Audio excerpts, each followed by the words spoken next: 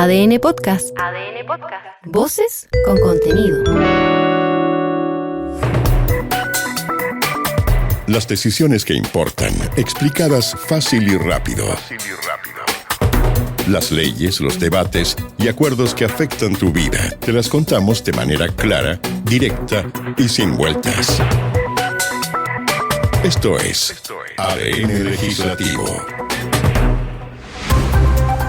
¿Qué tal? Gusto de saludarlos. ¿Qué puede tener en común Carol Cariola y los sistemas de inhibición de señal en las cárceles? No solo que ambos hicieron noticia esta semana, sino porque detrás de ambos actores existe la filtración de datos reservados a medios de comunicación que finalmente convirtieron estos casos en noticia. Todo en una semana donde también hizo noticia el cubillazo en el Senado, con funcionarios cuyos sueldos son de casi 17 millones de pesos, pagados por usted y por mí. Soy Juan Espinosa, este es el ADN Legislativo de mediados de marzo. ADN Legislativo. Comenzamos con el caso Cariola, que cobró a su primera víctima política. La diputada comunista renunció a la presidencia de la Cámara de Diputados en una acción que era esperada, solicitada, incluso amenazada por la derecha. A través de un comunicado publicado la noche del domingo, la primera militante comunista en llegar a presidir la segunda corporación del Legislativo finalmente optó por adelantar su renuncia, adelantando también la primera campaña electoral del año, la elección de la directiva de la Cámara. Su renuncia se da posterior a nuevas filtraciones de la carpeta investigativa a medios de comunicación, que esta vez contenían conversaciones con la exalcaldesa de Santiago en las que se referían en duros términos al presidente Gabriel Boric, como si nunca en una conversación privada hayamos pelado al jefe o incluso al presidente de la República. La situación, más que controvertida, vuelve a poner en el debate el alcance de lo que es noticia y de lo que no es noticia. El Partido Comunista llevó el tema más allá. Escuchamos a la diputada Lorena Pizarro. Las últimas filtraciones tienen que ver con que estamos a usanza de la dictadura y eso pone en riesgo la democracia. Porque cuando una institución como la Fiscalía lleva adelante una investigación, ¿qué credibilidad puede tener si es capaz de filtrar información privada de la gente? Eso en una democracia robusta no puede ocurrir. ¿Qué le espera al resto de la población si esto ocurre con la presidenta de la Cámara de Diputadas y Diputados? Sin embargo, los tiempos del Congreso son tan inciertos como los tiempos del Señor. Recién el lunes 24 se va a votar la renuncia de Cariola y el 7 de abril la renovación de la mesa directiva. Es decir, la renuncia de Carol Cariola remeció todo el acontecer de la Cámara, pero solo adelantará las decisiones políticas una semana. En la oposición pareciera estar más o menos claro el esquema, con la UDI apuntando a la presidencia y el Partido Republicano a una de las vicepresidencias, aunque también en Renovación Nacional hay ganas de pelear el máximo cargo. En el oficialismo están casi resueltos en la distribución de cargos, con el Frente Amplio yendo a por la presidencia, el PS y el Partido Comunista a las vicepresidencias. Esto en una de las aristas derivadas del caso Cariola. En una arista más delicada de este caso, recordemos que el escenario actual es consecuencia de filtraciones de datos reservados de una investigación en contra de la legisladora. En ese camino hicimos memoria y nos acordamos de que a finales del año pasado, la Fiscalía Nacional hizo una serie de recomendaciones al Ministerio de Justicia para enfrentar las filtraciones. Le consultamos al ministro del ramo, Jaime Gajardo, por dichas recomendaciones. Esto fue lo que contestó.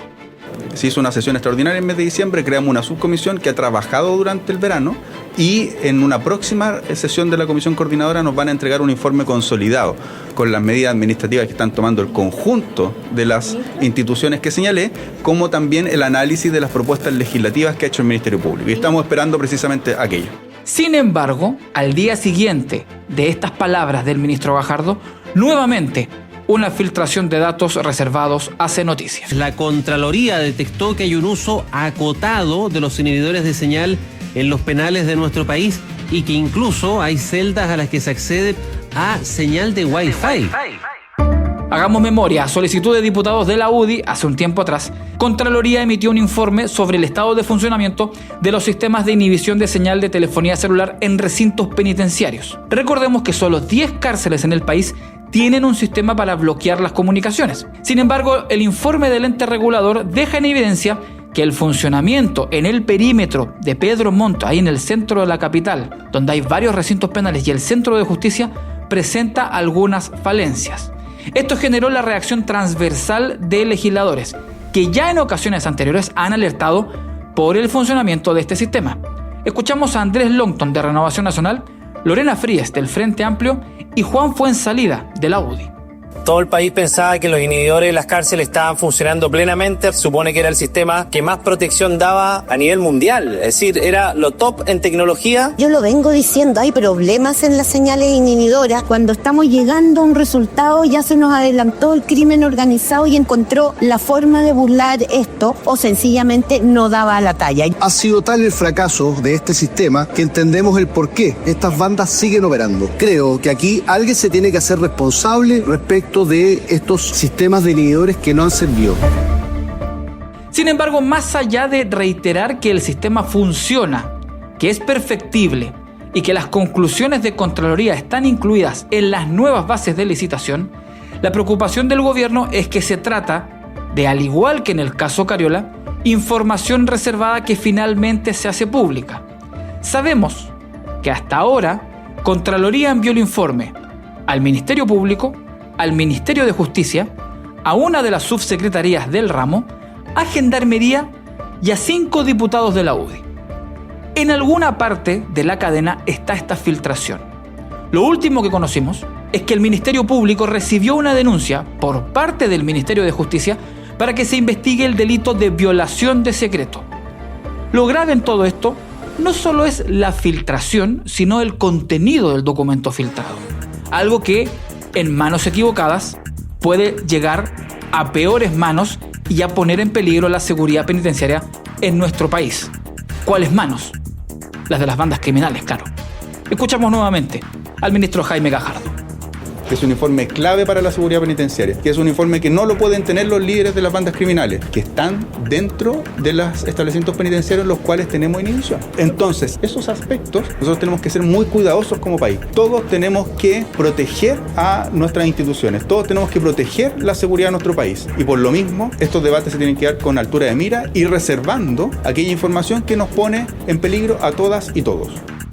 No deja de ser curioso que finalmente el organismo que estará encargado de investigar esta filtración es el mismo que está encargado de investigar las filtraciones de los datos de la diputada Carol Cariola, que es el mismo que está encargado de investigar las filtraciones en el caso Hermosilla, Chadwick y cuantos otros que también terminan por alguna parte filtrados a los medios de comunicación y dados a conocer a la opinión pública. ADN Legislativo. Si hay una crítica recurrente en muchas ocasiones a nuestro Congreso Nacional, tiene que ver con el tema de la relación costo versus eficiencia. Probablemente más de alguno que está escuchando este capítulo ha hecho comentarios respecto de nuestros legisladores cuestionando lo que ganan versus lo que producen, cuestionando cuánto dinero se llevan al bolsillo versus el aporte que le hacen a nuestro país. Fíjense que hay una situación bastante particular en el Senado de la República. Hay funcionarios que reciben, por ejemplo, como remuneración bruta 17.534.303 pesos.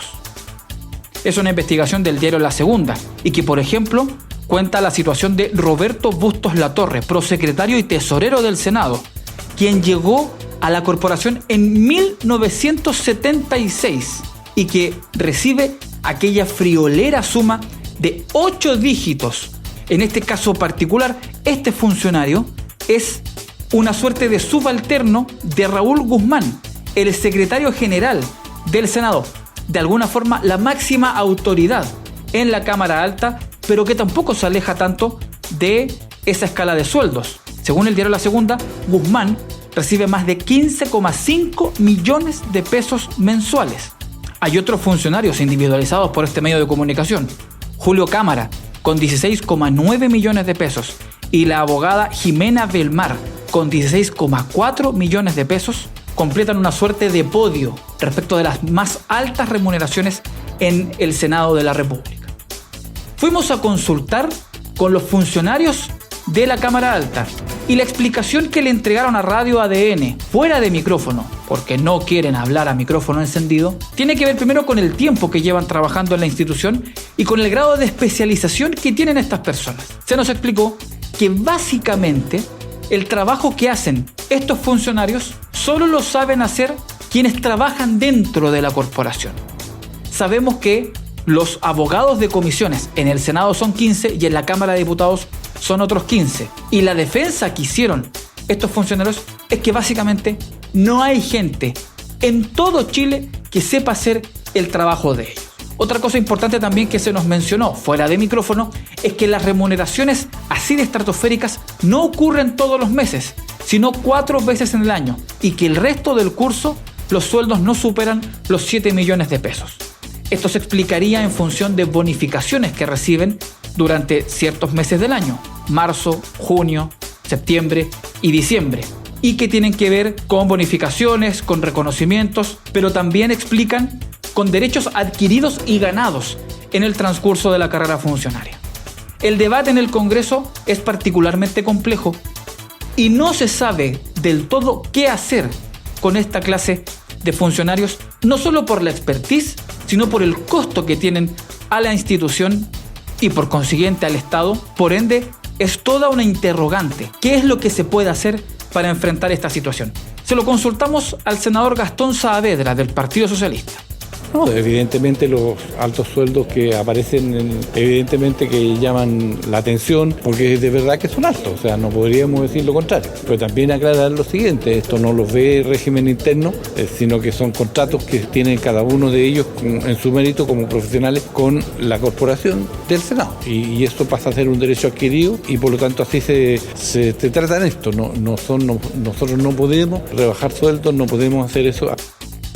Se lo consultamos al equipo de comunicaciones, por ejemplo, del presidente del Senado, José García Ruminot, y la explicación es que no hay mucho que pueda hacer porque el periodo de José García Ruminot como presidente de la Cámara Alta está a muy poco de terminar. ADN Legislativo. Vamos al calendario de lo que viene la próxima semana y por qué finalmente los días de García Ruminot en la presidencia del Senado están por terminar. El lunes 24, la Cámara de Diputados tendrá que votar si acepta o no la renuncia de Carol Cariola a la mesa directiva de la corporación. Queda todavía la duda de qué van a hacer Gaspar Rivas y Eric Aedo en la Cámara, si van a renunciar a la directiva o no. Eso, finalmente, también llevará otras decisiones políticas que tendrán como corolario recién el día 14 de abril, cuando tenga que elegirse la nueva mesa de la Cámara de Diputados.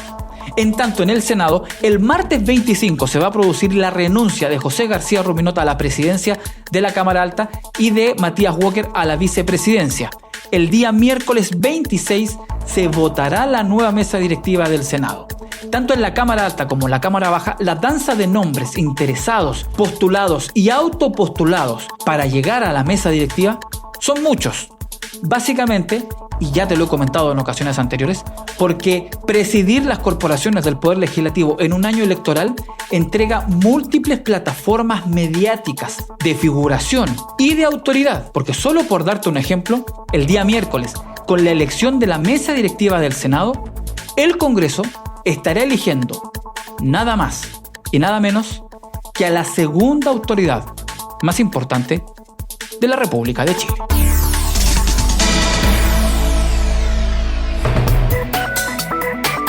Esto fue ADN Legislativo. La política como debería contarse. Disponible en adn.cl y plataformas digitales.